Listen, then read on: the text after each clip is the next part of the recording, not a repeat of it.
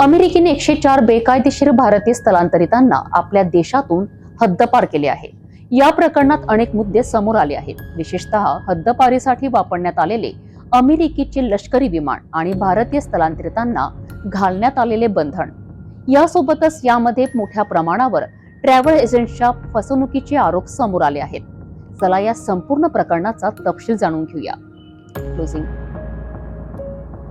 हे प्रकरण भारतीय समाजासाठी एक मोठा धक्का ठरला आहे। बेकायदेशीर स्थलांतरितांना हद्दपार करत असताना त्यांच्यावर लावलेली बंधने तसेच अमेरिकेच्या लष्करी विमानाने त्यांना परत पाठवण्याचा मुद्दा गंभीर चर्चा निर्माण करीत आहेत।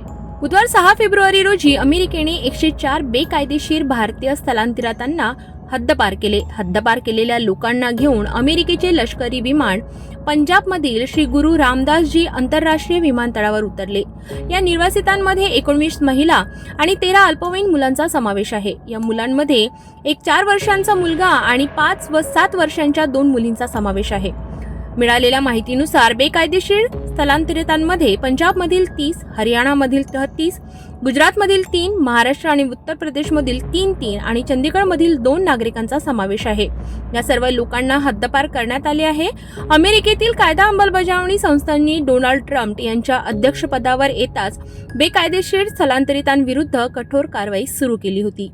विमानतळावर उतरल्यावर पंजाब पोलिसांसोबत इतर गुप्तचर संस्थांनी या निर्वासितांची चौकशी केली। चौकशीनंतर सायंकाळी 6:45 सुमारास त्यांना त्यांच्या मूळ गावी नेले गेले।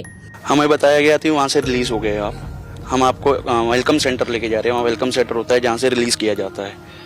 हमें धोखेधड़ी से वहाँ से भी लेके आया यूएस गवर्नमेंट हथकड़ियाँ डाल के, और बाद में वहाँ एयरफोर्स का कैंप है, उसके बाजू में वेलकम सेंटर है।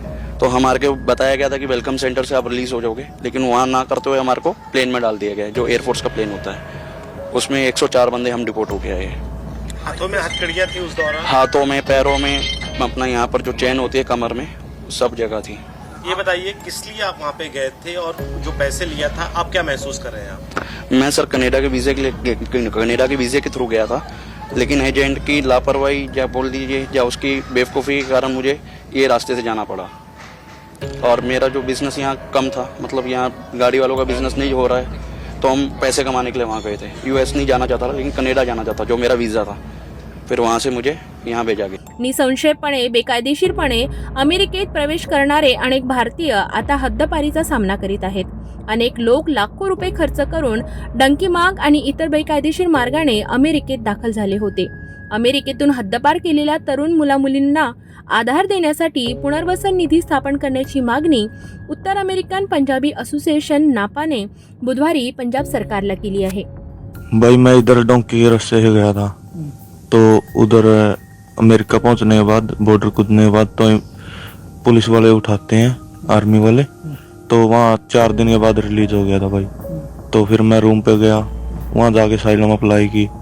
तो वहाँ मैं काम पे लग गया। साइलम अप्लाई होने के बाद 160 दिन के अंदर वर्क परमिट आता है, अप्लाई होता है। तो वर्क परमिट भी आ गया था। उन्होंने केस डिक्लाइन कर दिया, तो फिर मैंने अपील की। तो भाई अपील करने के बाद मेरी थी 12 नवंबर की डेट थी, तो उस पे गया हुआ था मैं। उस पे जाके उन्होंने 20 उसकी दे दी, 20 नवंबर की। तो 20 नवंबर हो गया, मैं उधर जाते ही अरेस्ट कर लिया इन्होंने। तो फिर उन्होंने बोला कि 10 दिन के बाद छोड़ देंगे। तो फिर उन्होंने 72 दिन रखा अंदर, तो फिर डिपोर्ट कर दिया। या प्रकरणावर विरोधी पक्षांनी देखील तीव्र प्रतिक्रिया दिल्या आहेत। आता सरकारने काय भूमिका घेतली आणि या प्रकरणी पुढे काय होईल हे पाहणे महत्त्वाचे ठरेल।